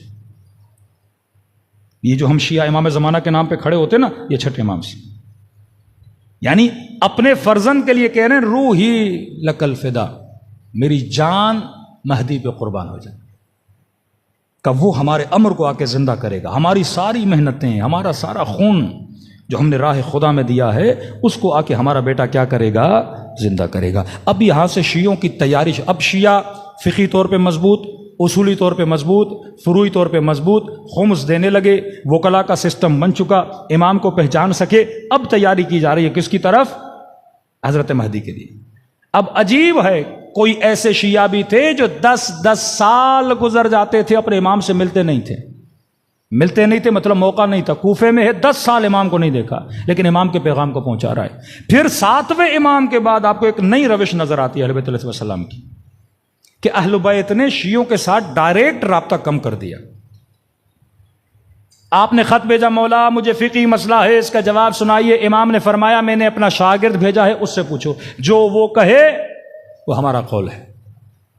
مطلب ٹریننگ دے رہے ہیں، غیبت کبریٰ میں جب مولا جائیں گے امام تو نہیں ہوگا، ہم نے رجوع کس کی طرف کرنا ہے؟ مجتہدین کی طرف کرنا ہے۔ تبھی آپ مختلف خطوط، یعنی احواز سے ایک بندہ آتا ہے چھٹے امام کی خدمت میں، کہتا مولا حکومت نے میرے اوپر بہت لمبا چوڑا ٹیکس لگایا ہے، بے گناہ لگایا ہے، مولا میں دینے کی طاقت نہیں رکھتا، لیکن وہاں پہ جو افسر ہے وہ آپ سے بڑی محبت کرتا ہے۔ امام نے ایک خط لکھا اور خط میں 2 جملے لکھے، کسر اخاک، اپنے مومن بھائی کو خوش کر، اگر اسے خوش کرے گا تو سمجھ تو نے مجھے خوش کیا۔ کہتا میں واپس گیا، اس امیر یا والی جو بھی تھا دروازے پہ دستک دی اور میں نے چھٹے امام کا خط اسے دکھایا۔ کہتا اس نے خط پڑھا، خط کو چوما، اپنے غلام کو کہا کاپی لائی، دیکھا کتنا مالیات ہیں، حساب و کتاب کیا، کہا واقعی تیرا بنتا نہیں، کہا اس پہ لائن لگا، مالیات نہیں لی اس سے۔ کہا خوش ہوئے؟ اس نے کہا خوش ہوا۔ کہا جس زمین اور جس قالیچے پہ بیٹھے ہو یہ بھی لے جا۔ کہا خوش ہوئے؟ کہا خوش ہوا۔ کہا یہ میرا بہترین اونٹ ہے، گھوڑا ہے، یہ بھی لے جا۔ کہا خوش ہوئے؟ کہا خوش ہوا۔ کچھ پیسے اسے دیے، کہا یہ بھی ساتھ میں لے جا۔ کہا خوش ہوئے؟ کہا خوش ہوا۔ کہا آگے کوئی بھی مسئلہ ہو مجھے آ کے بتانا، میں تمہارا مسئلہ حل کروں گا۔ کہتے اگلے سال میں گیا مدینے، چھٹے امام سے ملنے۔ امام نے کہا بتا تمہارا مسئلہ حل ہوا؟ کہ مولا قرضہ بھی معاف کروایا، قالیچہ بھی دیا، اونٹ بھی دیا، پیسے بھی دیے۔ امام نے فرمایا واللہ اس نے مجھے بھی خوش کیا، میرے دادا کو بھی خوش کیا، میرے نانا کو بھی خوش کیا، میری ماں فاطمہ زہرا کو بھی خوش کیا۔ یہ تعلق اہل بیت علیہ الصلوۃ والسلام نے اپنے شیعوں کے ساتھ بنایا ہوا تھا۔ تبھی آپ کو پھر شیخ مفید و شیخ طوسی انشاءاللہ چھٹے امام پہ کافی گفتگو ہے، وہ کل کی مجلس میں کریں۔ اس طریقے سے اہل بیت نے ایک نیٹ ورک مضبوط کیا اور شیعوں کے ساتھ جڑا۔ آج اگر ہمارے پاس آج کیا نیٹ ورک ہے شیعوں کا؟ آج واللہ بھرمار ہے اجتہاد کے خلاف۔ پڑھے لکھے نوجوان کہتے مولانا یہ دلیل وہ دلیل، میں کہتا ہوں عقل کی طرف رجوع کرو، مرکزیت نہیں تو کچھ بھی نہیں۔ خمینی مجتہد نہ ہوتا کبھی انقلاب نہ لاتا، شیرازی بزرگ مجتہد نہ ہوتے کبھی اتنی بڑی آرگنائزیشن، برٹن کی آرگنائزیشن جو تمباکو بیچنے آئے تھے وہاں پہ، اس کو بند نہ کروا پاتے۔ سیستانی مجتہد نہ ہوتے کبھی عراق نہ بچتا۔ حسن نصر اللہ نمائندے ولی فقیہ نہ ہوتے، ولی فقیہ مجتہد ہے تو ولی فقیہ ہے۔ شیعت کی بقا اس میں، شیعت کی بقا نظام خمس میں ہے۔ آج لوگ اس چیز کو کیا کرنا چاہ رہے ہیں؟ تباہ کرنا چاہ رہے ہیں۔ اور وہ مراجع جو امام زمانہ سے ملتے تھے، شیخ عباس قمی مفاتی جنان جن کی آپ دعائیں پڑھتے ہیں، ان کے بیٹے ہیں شیخ علی، جن کو محدث زادے یعنی حدیث نقل کرنے والے کا بیٹا۔ ایک واقعہ بھی ہے شیخ عباس قمی کا مفاتی جنان میں، آج وقت نہیں، کل عرض کروں گا، جس میں یہ ثابت ہے کہ واقعی امام ایک شخص جب مراجع کو خمس دینے جاتا ہے اور امام زمانہ سے ملاقات ہوتی ہے، وہ ایک لمبا واقعہ شیخ عباس قمی کا، لیکن ربط مصیبت کے لیے ان کے بیٹے کا واقعہ نقل کروں۔ شیخ علی قمی محدث زادے، یہ مولا کے ذاکر تھے، مجالس پڑھتے تھے۔ کہتے ہیں 20 سال میں نے ذکر مصیبت ابی عبداللہ الحسین پڑھا، 20 سال۔ کہتے ہیں ایک محرم کے بعد میرے گلے میں مسئلہ ہوا، فرماتے ہیں ڈاکٹر کے پاس گیا، ڈاکٹر نے چیک اپ کیا، کہا شیخ علی آپ کو گلے کا کینسر ہو چکا ہے۔ میں نے کہا علاج ہوگا کہ نہیں؟ اب دیکھیے ایک خطیب کے پاس کیا ہے؟ گلا، گلا نہیں تو کچھ بھی نہیں۔ ایک ڈرائیور کے پاس کیا ہے؟ گاڑی، گاڑی نہیں تو کچھ بھی نہیں۔ ایک رائٹر کے پاس کیا ہے؟ قلم، قلم نہیں تو کچھ بھی نہیں۔ ایک ایکٹر کے پاس کیا ہے؟ چہرہ، چہرہ نہیں تو کچھ بھی نہیں۔ ذاکر امام حسین کے پاس گلے کے علاوہ کچھ بھی نہیں، گلا ہے تو ذاکر ہے، گلا نہیں تو ذاکر نہیں۔ کا شوق لگا سن کے، کینسر ہو گیا گلے کا۔ میں نے کہا علاج ممکن ہے؟ کہ شیخ علی علاج تو ہوگا لیکن ایک شرط ہے، اگر عمل کرو تو میں تمہیں ٹھیک کر دوں گا۔ کیا کروں؟ کہا 20 مہینے تم نے کسی سے کوئی بات نہیں کرنی، صرف نماز کی حد تک نماز پڑھو، کسی سے بات کرنی ہے لکھ کر دو، کوئی مسئلہ بیان کرنا ہے لکھ کر دو، لیکن کلام نہیں کر سکتے، کیونکہ اگر بات کرو گے یہ گلے کی جو تارے ہیں تمہارے آواز کی تارے، وہ ڈیمیج ہو جائیں گی اور ہم تمہارا علاج نہیں کر سکتے، ان پہ زور نہیں لاؤ، اگر چاہتے ہو ہم علاج کریں اور کینسر سے بچو لہٰذا یہ کرو۔ شیخ علی کہتے ہیں میں نے کہا ٹھیک ہے۔ کہتے کئی مہینے گزرے میں نے کسی سے بات نہیں کی، کوئی کام تھا میں لکھ کر دیتا تھا، لیکن شیخ علی کہتے ہیں محرم کا مہینہ آیا، ایک ذاکر امام حسین جو 20 سال سے مجلس پڑھ رہا ہوں، نوحہ خوانی کر رہا ہوں، مصائب حسین پڑھتا ہو، اور ایک ایسا وقت آئے وہ بول نہ سکے، یا آپ اس ذاکر سے پوچھیے اس کے اوپر کیا گزرتی ہے۔ کہتا پہلی محرم آئی بہت رویا کہ مولا توفیق چھن گئی، اب میں آپ کا ذکر نہیں کر سکتا، اب میں آپ کے مصائب نہیں پڑھ سکتا۔ شیخ علی کہتے ہیں 6-7 محرم کا دن آیا، سو گیا۔ کہتے خواب کے عالم میں غالباً اپنے بابا کو یا کس کو دیکھا، وہ کہہ رہے تھے کہ شیخ علی اس کمرے میں رسول خدا بیٹھے ہیں اور امام حسین بیٹھے ہیں، اور مجھے کہہ رہے ہیں کہ شیخ علی کو بلاؤ ہمارے لیے ذکر مصیبت کرے۔ میں نے کہا میں رسول خدا کے سامنے جرت نہیں کر سکتا، کہ رسول خدا بلا رہے کہ آ ذکر مصیبت کر ہمارے سامنے۔ کہتے اس کمرے میں داخل ہوا، رسول خدا بیٹھے تھے، امام حسین بیٹھے تھے۔ میں نے کہا جی یا رسول اللہ، کہ میرے حسین کے بچوں کے مصائب پڑھو۔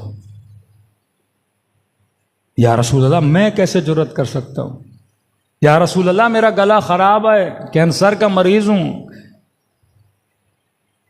کہ اللہ تجھے شفا دے گا۔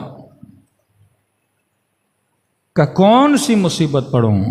کہ شیخ علی میرے حسین کی 4 سالہ بچی کے مصائب پڑھو، کہ رقیہ کے مصائب پڑھو۔ شیخ علی کہتے خواب میں لرز گیا کہ حسین کے سامنے سکینہ کیسے پڑھوں، رسول خدا کے سامنے سکینہ کے مصائب کیسے پڑھوں، جناب رقیہ کے مصائب کیسے پڑھوں۔ کہ پھر اظہار کیا کہ 2 جملے مصیبت کے سنا۔ شیخ علی کہتے ہیں میں نے ایک جملہ پڑھا بس زبان جناب سکینہ، بس یہ جملہ کہنا تھا، رسول خدا غش کھا کے گر گئے۔ پوچھا شیخ علی تم نے کون سا جملہ پڑھا؟ میں نے کہا جب بابا کا سر آیا نا، یہ بچی رو کے یہ کہنے لگی کہ بابا میرا رخسار چھوٹا تھا، ظالم کا ہاتھ بڑا تھا۔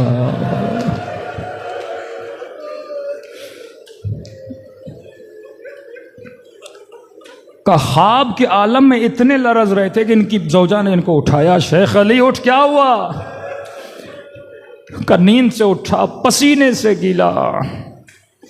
کا کیا ہوا؟ کا خواب میں رسول خدا آئے، سکینہ کے مصائب پڑے، رسول بے ہوش ہو گئے۔ شیخ علی کہتے ہیں ایک مرتبہ گلے کی طرف نگاہ کی، اللہ نے مجھے شفا دی۔ کہتے ہیں شیعو مجھے اس خواب سے 2 چیزیں سمجھ میں آئیں، ایک تو رسول کو سکینہ کے مصائب بڑے پسند ہیں، دوسرا اگر شفا چاہتے ہو بیماریوں سے تو خدا کو سکینہ کا واسطہ دیا کرو، یہ واسطہ خدا رد نہیں کرتا۔ دلوں کو کربلا لے جائیں، یہ رونے کی راتیں ہیں، یہ حسین کو پرسے کی راتیں ہیں، یہ شکریہ کی راتیں۔ مولا حسین اتنی نجاستوں سے نکال کر آپ نے فرش عزا پہ بٹھایا ہوا ہے۔ امام باقر فرماتے ہیں ہمارے جد کی مجلس کو مجلس نہ کہا کرو، یہ جنت کے باغوں میں سے ایک باغ ہے جو تم محسوس نہیں کر پا رہے، یہ سمجھو کہ تم حسین کی محفل میں بیٹھے ہو۔ اللہ ان کا نتیجہ تجھے قیامت کے دن دکھائے گا۔ دلوں کو کربلا لے جائیں، سلام کریں جیسے سکینہ نے اپنے بابا کو سلام کیا۔ السلام علی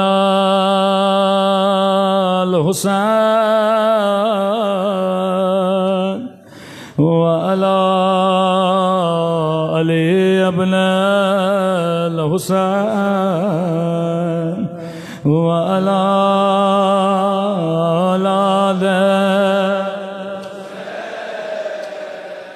وعلی اصحاب بلند آواز سے السلام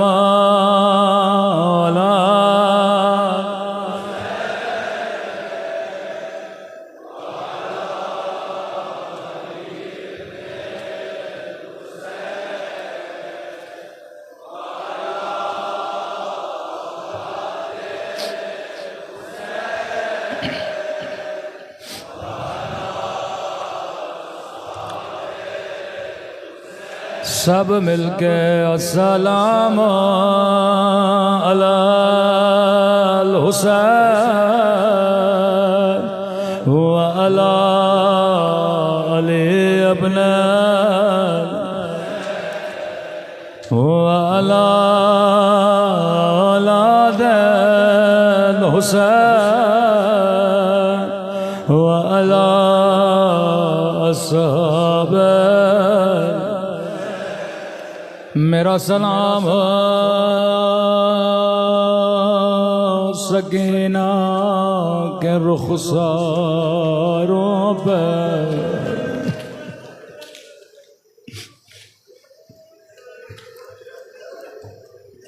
مجھے نہیں معلوم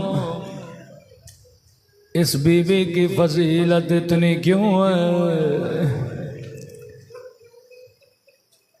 بڑی شباہتیں ہیں اہل بیت کے گھرانوں کی مصیبتوں میں، شاید کیونکہ سکینہ سیدہ زہرا سے بڑا ملتی ہے۔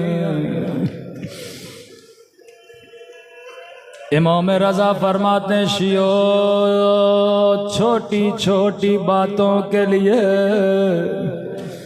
ہمیں ہماری دادی زہرا کا واسطہ نہ دیا کرو،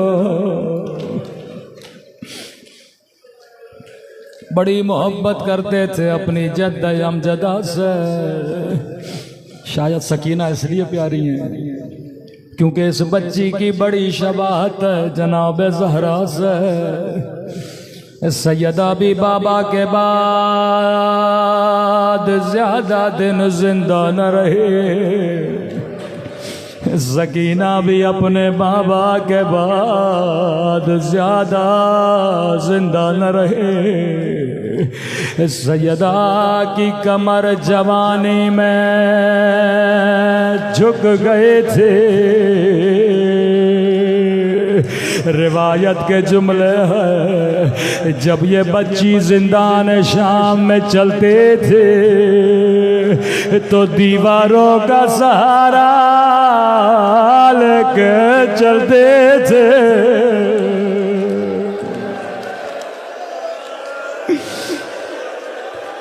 مدینے میں سیدہ کی کمر جھک گئے، شام کے زندہ میں سکینہ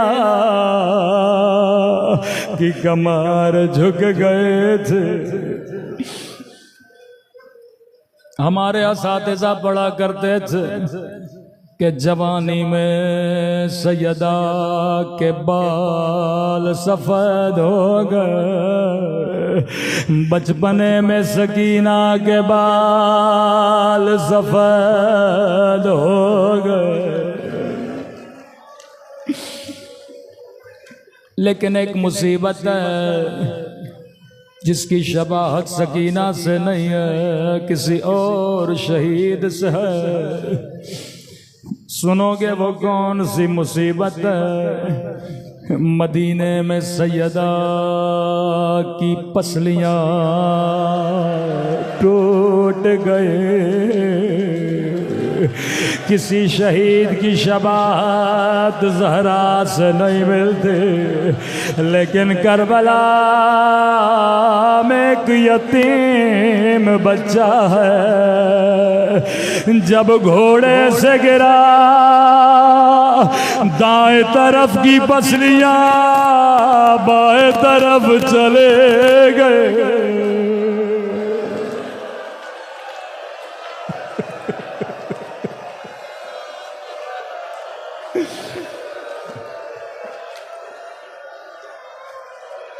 میں نے کسی جگہ پڑھا یہ شباہت کربلا میں ایک یتیم کی شباہت ہے۔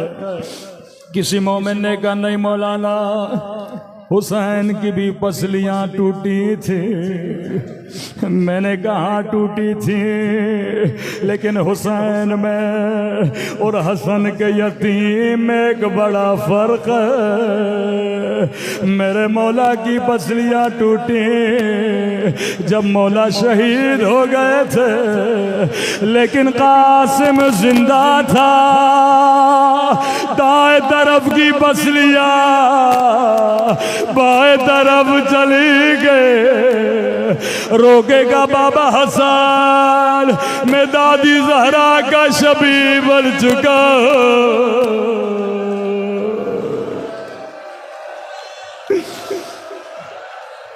بابا ایک نگاہ یتیم پہ کرو، میری پسلیاں دادی کی طرح ٹوٹ گئے۔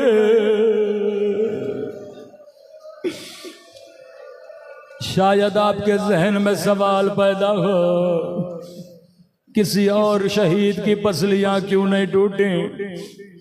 مقتل کے جملے ہیں، جب حسین نے قاسم کو گھوڑے پہ بٹھایا، فرمایا بدن اتنا نحیف تھا، کہا ابا ذرا لے کر آ تاکہ جو تیر لگے رک جائے، جو نیزہ لگے رک جائے۔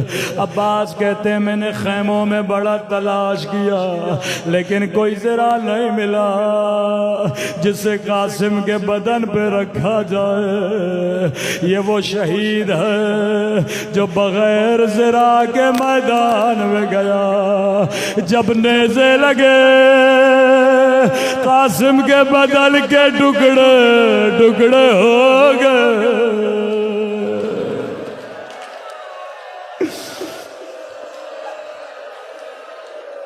14 برس عمر کربلا میں جو بھی شہید جب گھوڑے سے گرا، اس نے حسین کو صدا دی۔ راوی کہتے ہیں قاسم اتنا چھوٹا تھا، جب گھوڑے سے گرا آواز دی اماں اماں اماں، میں گھوڑے سے گر گیا۔ حسین دوڑے دوڑے میدان میں پہنچے، کہیں قاسم کا لاشا نظر نہیں آیا۔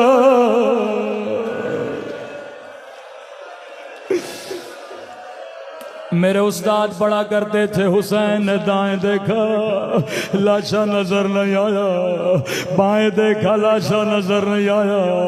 کہ قاسم امام ہو کے کہہ رہا ہوں مجھے آواز دو۔ دائیں طرف سے آواز آئی جی میرے مولا، بائیں طرف سے آواز آئی جی میرے مولا۔ ابا کے دامن کو بچھایا، کٹی ہوئی انگلیاں اٹھائے، کٹے ہوئے گوشت کے ٹکڑے اٹھائے، نجف کی طرف منہ کیا۔ روکے گا بابا علی، خیبر فتح کرنا آسان ہے، خندق فتح کرنا آسان ہے، لیکن یتیم کی لاش کے ٹکڑے اٹھا لا۔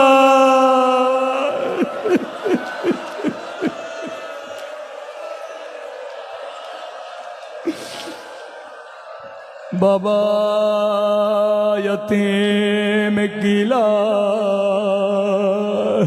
کے ٹکڑے اٹھانا بڑا مشکل ہے۔ میں قربان جاؤں حسین پہ، کبھی حسن کے بدن سے تیر نکالے، کبھی قاسم کی لاش کے ٹکڑے اٹھائے، کبھی عباس کے گڈے ہوئے باز اٹھائے۔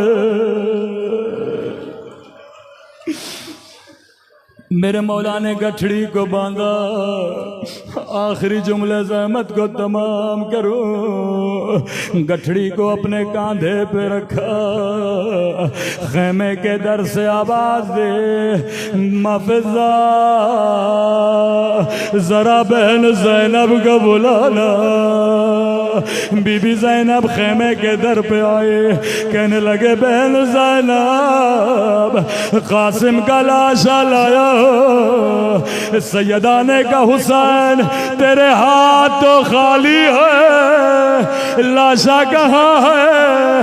کہا زینب ماں کو نہ بتانا، یہ جو گٹھڑی دیکھ رہی ہو اس میں قاسم کی لاش کے ٹکڑے ہیں، ماتم حسین